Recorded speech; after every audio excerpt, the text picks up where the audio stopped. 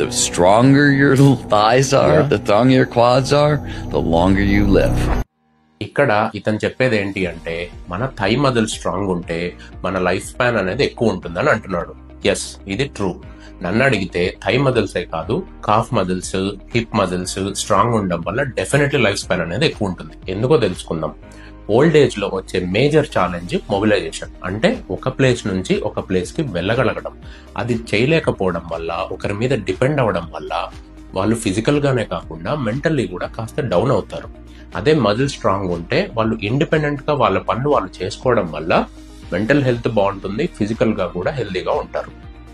రెండోది ముఖ్యమైనది, old age లో కింద పడ్డప్పుడు హిప్ ఫ్రాక్చర్ అయ్యే ఛాన్స్ ఎక్కువ ఉంటుంది. హిప్ ఫ్రాక్చర్ అయ్యి సర్జరీ అయిన తర్వాత లైఫ్ స్పాన్ అనేది తగ్గుతుంది. అదే లెగ్ మజిల్ స్ట్రాంగ్ ఉండి వాళ్ళు కింద పడ్డప్పుడు ఆ ఇంపాక్ట్ అన్నది ఫస్ట్ మజిల్ ఎక్కువ ఉంటే మజిల్ అబ్జర్వ్ చేసుకుంటుంది అండ్ ఆ ఇంపాక్ట్ ని బోన్ వరకు వెళ్ళనివ్వదు అండ్ ఫ్రాక్చర్ అవ్వదు. సో దాని వల్ల కూడా లైఫ్ స్పాన్ అన్నది పెరుగుతుంది. ఎస్, లెగ్ మజిల్స్ స్ట్రాంగ్ ఉండడం వల్ల డెఫినెట్లీ లైఫ్ స్పాన్ అనేది పెరుగుతుంది.